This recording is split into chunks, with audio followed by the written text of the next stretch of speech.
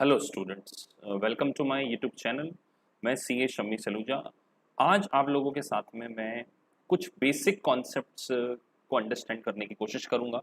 बहुत सारे बच्चे जो एफआर कॉन्सेप्ट को पढ़ते हैं, जब एफआर सेक्शन को चूज करते हैं तो उन्हें कुछ बेसिक कॉन्सेप्ट्स में प्रॉब्लम्स आती हैं, जैसे कि बैलेंस शीट डेट एडजस्टमेंट। तो आज इन सारे बैलेंस शीट डेट एडजस्टमेंट की हम जनरल एंट्रीज भी समझेंगे, इसका ट्रीटमेंट किस प्रकार से होता है, बैलेंस शीट में इसका ट्रीटमेंट कैसे देते हैं, इनकम स्टेटमेंट में ट्रीटमेंट किस तरीके से देते हैं, वो सारी बातें आज मैं आपको क्या करने वाला हूँ, समझाने वाला हूँ। तो आप एंड तक इस चैनल पे बने रहिए, आपको पूरी तरीके से नॉलेज मिल जाएगा कि किस तरीके से हम लोग बेसिक कॉन्सेप्ट को क्या कर सकते हैं, अंडरस्टैंड कर सकते हैं। तो चलिए, आज मैं आप लोगों के सामने डिस्कस करने जा रहा हूँ prepaid expenses, accrued expenses, accrued income और अर्नर्ड रेवेन्यू। इन सारे जो बैलेंस शीट डेट के जो क्लोजिंग डेट पर जो एडजस्टमेंट होते हैं, इसकी अकाउंटिंग किस तरीके से की जाती है, इसको बैलेंस शीट में किस तरीके से रिफ्लेक्ट किया जाता है, इसकी जनरल एंट्री किस तरीके से पास की जाती है, वो सारे कॉन्सेप्ट आज हम लोग समझने वाले हैं। तो सबसे पहले हमें नेचर समझना होगा कि प्रीपेड एक्सपेंसेस जो है बेसिकली करंट एसेट्स होती है, अक्रूड एक्सपेंसेस करंट लायबिलिटी होती है, अक्रूड इनकम करंट एसेट्स होती है और अर्नर्ड रेवेन्यू बेसिकली हमारी करंट लायबिलिटी होती है। हम एक एक कॉन्सेप्ट को एक एक धीरे धीरे समझते हैं। सो फर्स्ट हम लोग स्टार्ट करते हैं बच्चों, प्रीपेड एक्सपेंसेस। देखिए, प्रीपेड एक्सपेंसेस का अगर हम नेचर समझें, सो बेसिकली इसका मतलब होता है expenses paid in advance. Expenses paid in advance, जो भी आपने एक्सपेंडिचर किए हैं उसको एडवांस में पे कर दिया है। अगर मैं और सिंप्लीफाइड टर्म में अगर आपसे बात करूं तो इसका मतलब होगा it is called unexpired expenses. So unexpired expenditure मतलब ऐसे एक्सपेंडिचर जिसका की जो बेनिफिट है हमें फ्यूचर कोर्स ऑफ एक्शन में मिलने वाला है। तो प्रीपेड एक्सपेंडिचर जो होते हैं, जो कि हमने एडवांस में पेमेंट कर चुके हैं, जिसका की बेनिफिट हमें आने वाले फाइनेंशियल ईयर में क्या है, मिलने वाला है। सो बेसिकली अगर इसके नेचर के पॉइंट ऑफ व्यू से बात करें तो बच्चों ये करंट एसेट्स होती है आपकी। क्योंकि एसेट्स इसलिए क्योंकि आपने फ्यूचर कोर्स ऑफ एक्शन के लिए एक्सपेंडिचर का पेमेंट कर दिया। तो अगर किसी एक्सपेंडिचर का बेनिफिट आपको करंट फाइनेंशियल ईयर में ना मिले, नेक्स्ट फाइनेंशियल ईयर में मिलता हो, तो उस प्रकार के एक्सपेंडिचर को हम लोग क्या मानेंगे, करंट एसेट्स। तो करंट एसेट्स का जो नेचर होता है बच्चों, बेसिकली ये एक पर्सनल नेचर का अकाउंट है, it's a personal account. Because prepaid expenditure ये एक एक्सपेंडिचर नहीं है, ये एक्सपेंसेस पेड इन एडवांस है कि आपको फ्यूचर में इसका बेनिफिट मिलने वाला है। ये एक रिप्रेजेंटेटिव कैपेसिटी वाला अकाउंट है, किसी ना किसी पर्सन को आपने क्या किया होगा, एडवांस में पेमेंट किया होगा। Sir prepaid expenditure income statement में आएगा या बैलेंस शीट में? तो जैसे हम नेचर देख रहे हैं, इसका नेचर है करंट एसेट्स, तो ये हमारा कहां पर आएगा बच्चों, बैलेंस शीट। तो जितने भी प्रीपेड एक्सपेंडिचर होते हैं वो बैलेंस शीट में कवर होते हैं। अब हम बात करते हैं इसकी जनरल एंट्री और एग्जांपल के साथ में। मैं आपको एक एग्जांपल देता हूं। जैसा कि आप जानते हैं कि यूएस में जो अकाउंटिंग ईयर होता है वो कैलेंडर ईयर होता है 1 जनवरी टू 31 दिसंबर। सो हम एग्जांपल लेते हैं एक, सपोज दैट आपने 30 जून 2019 को एक इंश्योरेंस पॉलिसी का प्रीमियम पे किया,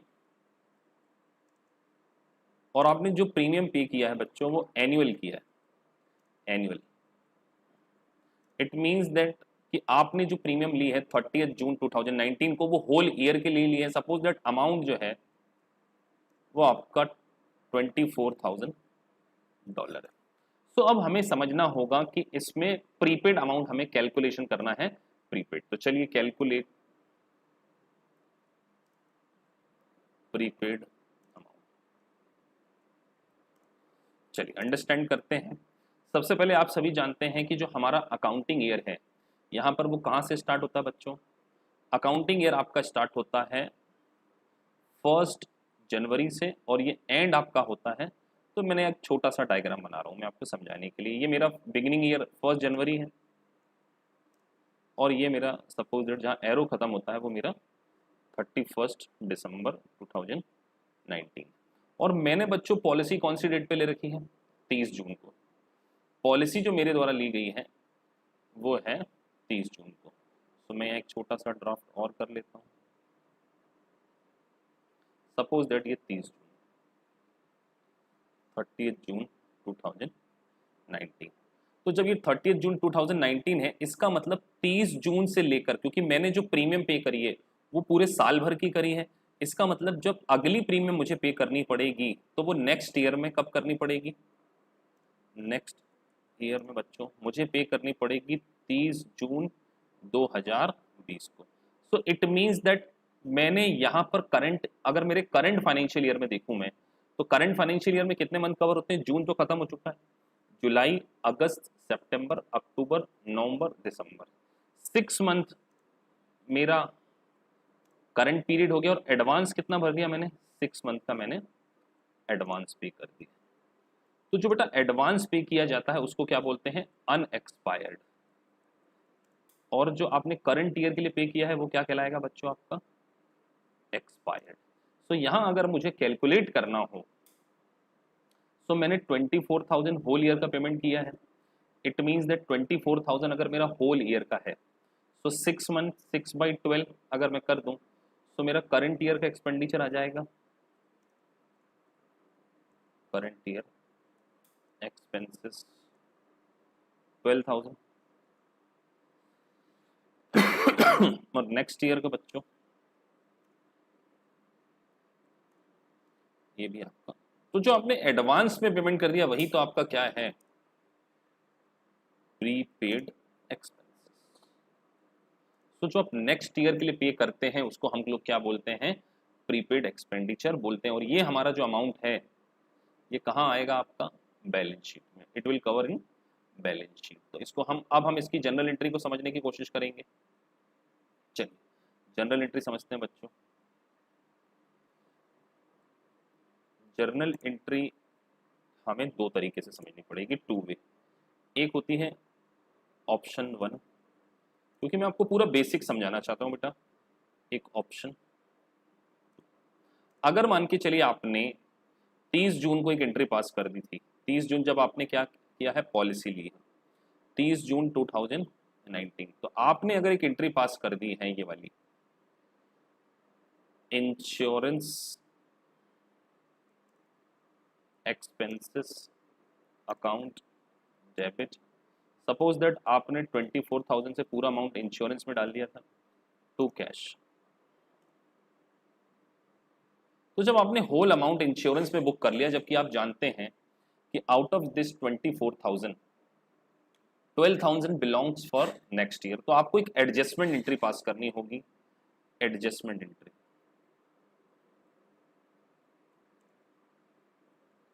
एडजस्टमेंट एंट्री होगी बच्चों, क्योंकि आपका प्रीपेड है, प्रीपेड एक्सपेंसेस, या मैं इसको लिख लूं unexpired insurance. How much? 12,000 is unexpired. 2 मुझे, क्योंकि एक्सपेंडिचर मुझे 24 नहीं बुक करना है, मुझे एक्सपेंडिचर कितने बुक करना है? ओनली 12 बुक करना है। तो मैं इंश्योरेंस को क्या कर दूंगा? यहाँ पर क्रेडिट कर दूंगा, इंश्योरेंस अकाउंट क्रेडिट। तो देखिए 12,000 मैंने यहाँ पे क्या कर दिया है? इंश्योरेंस को क्रेडिट कर दिया है। तो ये मैंने कौन सी एंट्री पास करी बच्चों? जब मैंने पेमेंट के टाइम ही पूरा अमाउंट किस में डाल दिया था? इंश्योरेंस एक्सपेंसेस में डाल दिया था। अब अगर मान के चलिए मैं अगर at the time correct entry करता तो मुझे एडजस्टमेंट कब नहीं करना पड़ता? अगर मैं इंश्योरेंस एक्सपेंसेस अकाउंट डेबिट यहाँ पर बच्चों कर देता 12,000। 12,000 मुझे कहाँ डालना होगा? प्रीपेड में डालना होगा। Prepaid expenses account debit 12,000। बताइए क्या इस केस में मुझे किसी प्रकार की कोई एडजस्टमेंट एंट्री पास करनी होगी क्या? बिल्कुल नहीं। मुझे एडजस्टमेंट एंट्री इसलिए नहीं करनी होगी, जब मैंने कंबाइंड एंट्री करते समय ही इस बात को ध्यान में रखा कि इंश्योरेंस एक्सपेंसेस में केवल कितना अमाउंट बुक होना चाहिए? जो मेरा खर्चा एक्सपायर्ड हो चुका है which belongs to current financial year. तो जब मैंने करंट फाइनेंशियल ईयर में 12,000 की एंट्री करी है तो मुझे अलग से एडजस्टमेंट एंट्री की जरूरत नहीं होगी। अब सीपी एग्जाम में बच्चों कई बार ये सब बेसिक कॉन्सेप्ट्स आपसे पूछ लेते हैं, सो ये आपके बेसिक्स फंडे क्या होना चाहिए, काफी स्ट्रांग होना चाहिए। सो अब हम बात करते हैं कि हमने ये सर एंट्री तो पास कर ली। अब अगर मैं बात करूं तो मुझे इनकम स्टेटमेंट में मैं देखिए आपको पूरा स्टार्टिंग फ्रॉम स्क्रैच बता रहा हूं। इनकम स्टेटमेंट में मुझे 12,000 से डेबिट हो जाएगा इंश्योरेंस एक्सपेंसेस, और मेरा जो बैलेंस शीट में अमाउंट आएगा, बैलेंस शीट में अमाउंट बच्चों आएगा वो भी मेरा प्रीपेड के नाम से आएगा, प्रीपेड इंश्योरेंस। इसको आप चाहें तो अनएक्सपायर्ड इंश्योरेंस भी लिख सकते हैं। तो आपको इस तरीके से सारे कॉन्सेप्ट क्लियर होना चाहिए कि मुझे कौन से ट्रांजैक्शन को किस किस वे में रिकॉर्ड करना है। चलिए बच्चों आगे बढ़, चलिए अगला कॉन्सेप्ट बच्चों हम सीखेंगे अक्रूड एक्सपेंसेस। बेसिकली इसको आउटस्टैंडिंग एक्सपेंसेस भी बोला जाता है। अगर इसका मैं फुल फॉर्म समझूं, इसका मैं मीनिंग समझना चाहूं, तो बच्चों इसका मतलब होता है, क्योंकि हम जब हमारे फाइनेंशियल स्टेटमेंट्स को प्रिपेयर करते हैं तो वो एक्रूअल बेसिस पे बनाते हैं। तो एक्रूअल बेसिस में इसका मीनिंग क्या हो गया, ड्यू बट नॉट पेड। इसका मतलब हो गया कि ये एक्सपेंडिचर जो है करंट फाइनेंशियल ईयर में अक्रूड हो चुका है, ड्यू हो चुका है, बट हमने इसको पे नहीं किया है। इसका बेनिफिट हमने करंट फाइनेंशियल ईयर में ही ऑब्टेन कर लिया है, बट इसको एक्चुअली में कैश का आउटफ्लो नहीं हुआ है। तो ये हमारी बच्चों क्या हो गई, एक तरीके से करंट लायबिलिटी। और ये भी हमारा कौन सा अकाउंट होगा, जितने भी लायबिलिटीज के अकाउंट होते हैं बच्चों वो हमेशा पर्सनल अकाउंट होते हैं, क्योंकि वो किसी नेम को रिप्रेजेंट करते हैं। कहीं ना कहीं आपको ये जो पेमेंट है किसी पर्सन को ही क्या करना होगा, वापस करना होगा। तो ये जब हमारी करंट लायबिलिटी है तो बेटा लायबिलिटीज कहाँ आती हैं, लायबिलिटीज जो आएंगी हमारी वो बैलेंस शीट में कवर। चलिए आगे बढ़ते हैं। अब इसको हम थोड़ा सा एग्जाम्पल के थ्रू समझते हैं। चलिए एग्जाम्पल लेते हैं। जैसा आप यूजुअली जानते हैं कि जो अकाउंटिंग ईयर एंड होता है वो दिसंबर में होता है, तो हम हमारा दिसंबर 2019 में मान के चलिए हमने कोई रेंटल प्रॉपर्टी रेंट पे ली है और उसका एनुअल रेंट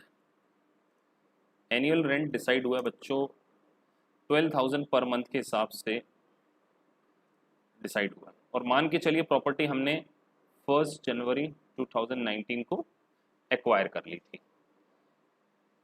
तो पूरे साल भर हमने उस प्रॉपर्टी को एकोमोडेट किया होगा, और मान के चलिए अगर हमने होल ईयर का रेंट पे किया है, मान के चलिए सपोज दैट होल ईयर में हमने एक लमसम चेक दे दिया सामने वाले को 1,20,000। तो अब हमें हमारे आउटस्टैंडिंग एक्सपेंसेस निकालना है। तो बच्चों आउटस्टैंडिंग एक्सपेंसेस कैसे निकलेंगे, सबसे पहले हम अगर देखें तो हमारा एक्सपेंसेस कितना हुआ है सर, 12,000 के according into 12 which comes to 1,44,000। पर हमने एक्चुअल में पे कितना किया है,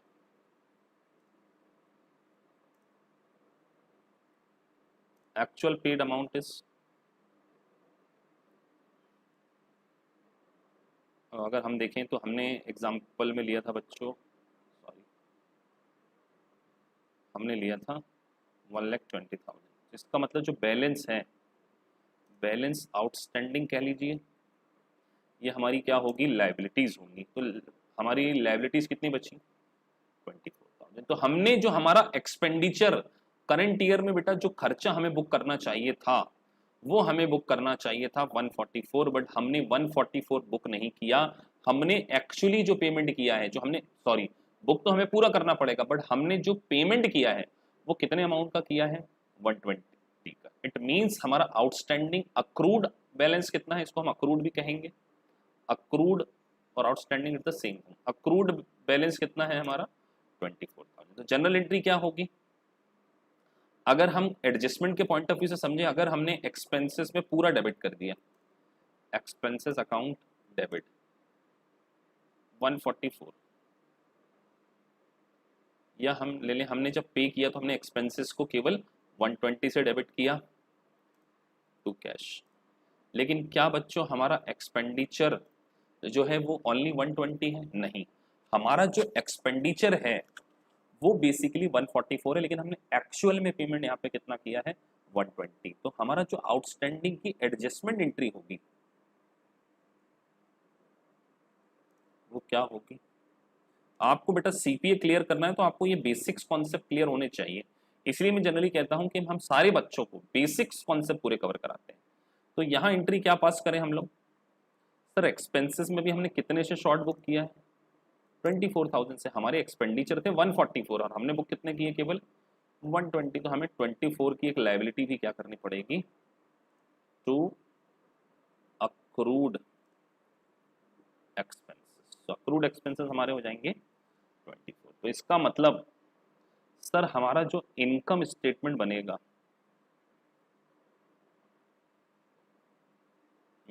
उसमें हमारे एक्सपेंसेस को हम कितने से डेबिट करेंगे? एक्सपेंसेस हम बेटा डेबिट करेंगे with the amount of 144। Cash हमारा कितने से कम हुआ है? कैश हमारा क्रेडिट होगा 120 से, क्योंकि हमने एक्चुअल में पेमेंट किया है। और हमारी जो लायबिलिटी बनेगी आउटस्टैंडिंग, वो बच्चों कितनी बनेगी? वो हमारी बनेगी 24,000। और जो आउटस्टैंडिंग लायबिलिटी है ये कहाँ आएगी? आपकी बैलेंस शीट। और ये आपको आपके लैंडलॉर्ड को देना होगा, दैट्स वाई ये कौन सा अकाउंट होगा आपका? Personal account. तो एग्जाम में कई बार आपसे एडजस्टमेंट एंट्री पूछ ली जाती है, तो एडजस्टमेंट एंट्री क्या होगी? एक्सपेंसेस, बिकॉज हमने उसको अभी शॉर्ट बुक किया है 24 से शॉर्ट बुक किया है, तो जो एडजस्टमेंट एंट्री है वो 24 से डेबिट करके एक लायबिलिटी हमें क्या करनी पड़ेगी 24,000 से क्रिएट करनी पड़ेगी। होप सो आपको ये बात भी समझ में आ गई हो। चलिए अब हम बात करते हैं अनदर पॉइंट,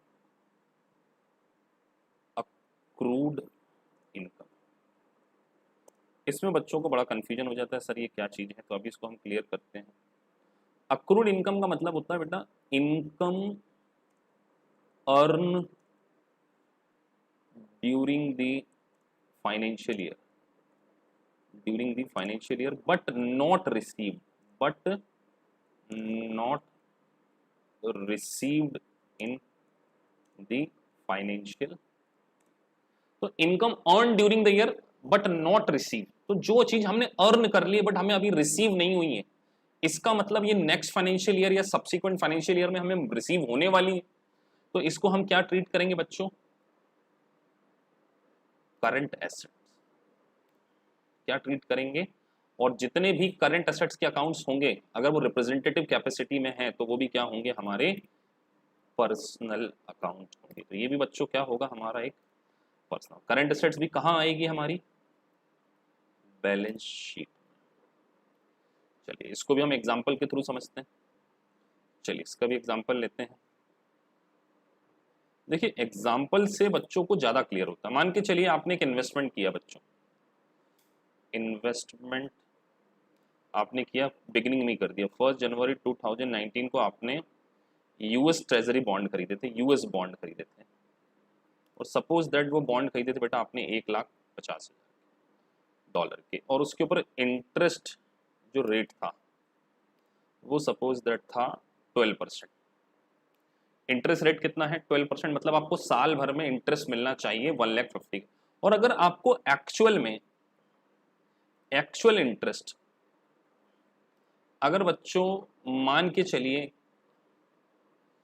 केवल मिलता है 12,000 रुपये, तो आपको कैलकुलेट करना है अक्रूड इनकम कह लीजिए, रेवेन्यू कह लीजिए। सो अगर हम यहाँ कैलकुलेट करें तो कैसे करेंगे बच्चों? चलिए एग्जांपल से समझते हैं। अगर हमें इनकम कितनी रिकॉग्नाइज करना चाहिए एज पर अक्रूवल कॉन्सेप्ट, क्योंकि हमने इन्वेस्टमेंट किया है 1 जनवरी 2019 को। इट मींस $1,50,000 के इस एग्जांपल में अगर हम देखें तो हमने जो यूएस बॉन्ड है 1 जनवरी बिगिनिंग ऑफ द ईयर खरीद लिए थे। तो हमें इनकम इंटरेस्ट होनी कितनी चाहिए पूरी साल भर की, अगर हम कैलकुलेट करें sir 1,50,000 into 12 divided by 100, 12% interest था, सो इट शुड बी 1800। अगर हम बात करें, सॉरी अमाउंट शायद गलत निकला है, 15,000 मैंने ले लिया था, यहाँ इनकम मेरी होनी चाहिए 18,000। मुझे रिसीव कितना हुआ, यहाँ मुझे रिसीव हुआ है 12,000।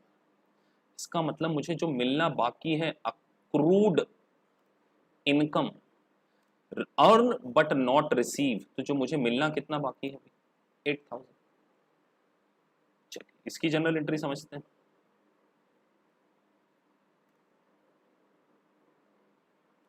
तो बच्चों सबसे पहले अगर मैं बात करूं, मैंने जब कैश के टाइम कितनी एंट्री पास कर दी होगी, actual entry cash account debit मैंने पास कर दी होगी 12,000, और टू इंटरेस्ट जो मुझे मेरे बैंक अकाउंट में आ गया होगा या कैश में आ गया होगा। लेकिन क्या मुझे 12,000 ही इनकम रिसीव करना था? क्या मुझे केवल 12,000 ही इनकम रिसीव करना था? नहीं, मुझे इनकम रिसीव करना था बच्चों 18,000, बट एक्चुअली में मुझे कितना मिला है 12,000। इसका मतलब अक्रूड मेरी कितनी है, तो मुझे एक एडजस्टमेंट एंट्री पास करनी पड़ेगी। तो एडजस्टमेंट एंट्री बेटा असेट्स की बनेगी, तो accrued interest account debit to interest, क्योंकि मैंने अभी जो है इंटरेस्ट इनकम पूरी तो रिकॉर्ड करी नहीं ना बच्चों। 3,000 जो मेरा, सॉरी यहाँ कितना आएगा आपका 6,000 आएगा। तो यहाँ पर मुझे अक्रूड इंटरेस्ट कितना लिखना होगा 6,000, यहाँ भी मैं 6,000 लिख देता। देखिए 12,000 मेरी यहाँ रिसीव हुआ, ये मेरा 6,000 की मेरी क्या बन गई, एसेट्स क्रिएट हो गई, और 12 और 6 मैंने ओवरऑल इनकम मेरी कितनी बुक कर ली है इनकम स्टेटमेंट में 18,000। तो it is the example of accrued income. Accrued income बच्चों मेरी क्या होती है, जो मैंने आपको अभी बताया, अक्रूड इनकम जो है हमारी होगी करंट एसेट्स, क्योंकि अभी हमें ये पेमेंट मिलना बाकी है। तो करंट एसेट्स भी कहाँ आती है, बैलेंस शीट में। तो this is the example of accrued income. Last but not the least, अब हम उसको पढ़ने वाले हैं। अब हम पढ़ने वाले हैं अनअर्न्ड। इसमें बच्चे बहुत अच्छा खाते हैं, अनअर्न्ड इनकम। इसका मतलब अर्न नहीं किया फिर भी रिसीव कर लिया, रिसीव्ड बट नॉट अर्न। तो एग्जांपल लेते हैं, मान के चलिए मैंने किसी से रेंटल इनकम लेनी थी बच्चों, रेंटल इनकम मुझे होनी थी 15,000 की, और उसने मुझे कोई एडवांस में टोटल पेमेंट अगर उसके द्वारा कर दिया गया, मुझे टोटल पेमेंट अगर हम देखें, उसने मान के चलिए मैंने रेंटल डिसाइड किया था कि मुझे आप 1,500 रेंट पे करेंगे, और उसने मुझे मान के चलिए 18,000 कह दे दिया, और उसने बोला कि मैंने आपको जो एक्स्ट्रा रेंट पे किया है वो आप नेक्स्ट मंथ में क्या कर सकते हैं, एडजस्ट कर सकते हैं। तो मुझे बताइए यहां पे क्या बात करें, इनकम रिसीव्ड तो हो गई है बट अभी हमने अर्न नहीं की है, तो ये हमारी क्या होगी, करंट लायबिलिटी। तो बच्चों करंट लायबिलिटी को हम कैसे रिकॉर्ड करेंगे, अगर हम यहां पर देखें तो हमें कैश कितना मिल गया है बच्चों, कैश तो हमारे पास 18,000 आया। टू रेंटल अगर हमने इनकम यहां डाल दी, रेंटल इनकम, क्या हमारी बेसिकली जो एंट्री है, जो अर्निंग है, वो 18,000 से होनी चाहिए थी या 15 से होनी चाहिए, 15,000 से होनी चाहिए, क्योंकि हमने इनकम कितनी कमाई है 15,000 कमाई है, लेकिन हमने यहाँ पर रिकॉर्ड कितना कर दिया है 18,000। तो जो एक्स्ट्रा हमने अभी हमारी इनकम को क्रिएट कर लिया है उसको हम रिवर्सल करेंगे थ्रू एडजस्टमेंट एंट्री। तो एडजस्टमेंट एंट्री बच्चों आ जाएगी आपकी, क्योंकि अब आपको रेंटल इनकम को क्या करना पड़ेगा, डेबिट करना पड़ेगा। उसको आपको खत्म करना है। जो आपने एक्स्ट्रा रिकॉर्ड कर लिया था कितने से, 3000 से, और एक उसके अगेंस्ट में आप क्या कर लेंगे, एक लायबिलिटी अनअर्न्ड रेंट। ये हमारा बेसिकली है अनअर्न्ड रेंट जो होगा हमारी क्या है, करंट लायबिलिटी। तो इसको हम कहाँ रिकॉर्ड करेंगे बच्चों, ये हमने यहाँ पर, तो ये हमारा, तो सर इसका मतलब सर हमारे जो इनकम होगी, इनकम स्टेटमेंट में जो ट्रांसफर होगा वो 15,000 होगा, और जो हमारी बैलेंस शीट में आएगा वो कितना आएगा, 3000 एज ए लायबिलिटी। तो बच्चों बस मैं आपसे यही कहना चाहता हूं कि अगर आपके basic concepts general entry wise बहुत ज्यादा स्ट्रांग होने चाहिए, आपने जो अपने ग्रेजुएशन लेवल पर जो पढ़ा है वो काफी स्ट्रांग होना चाहिए। अगर आप ये सारी बातें ध्यान रखते हैं और अगर आप हमारे इंस्टीट्यूट को ज्वाइन करते हैं तो हम आपको हर वो बेसिक कॉन्सेप्ट्स को पूरा क्लियर कराएंगे, because I have a 10 year experience, जिससे आपको वो सारी चीजें क्या हो, समझ में आ सके। तो देखिए मैंने आपको विद एग्जाम्पल सारे बैलेंस शीट डेट के क्या है एडजस्टमेंट समझा दिए हैं। सो इस वीडियो को आप लाइक और सब्सक्राइब कर दीजिए ताकि आपको टाइम टू टाइम सारे नोटिफिकेशन मिलते रहें कि किस तरीके से हम लोग सीपीए में अकाउंटिंग करते हैं। बेसिकली ये एडजस्टमेंट एंट्रीज हैं जिसका की रोल अगर आप FR1 में देखेंगे तो काफी इंपॉर्टेंट हो जाता है, और जो बच्चे लाइव क्लासेस करते हैं उनको सारे के सारे बेसिक कॉन्सेप्ट्स हमारे द्वारा कवर करवाए जाते हैं। Thank you very much guys.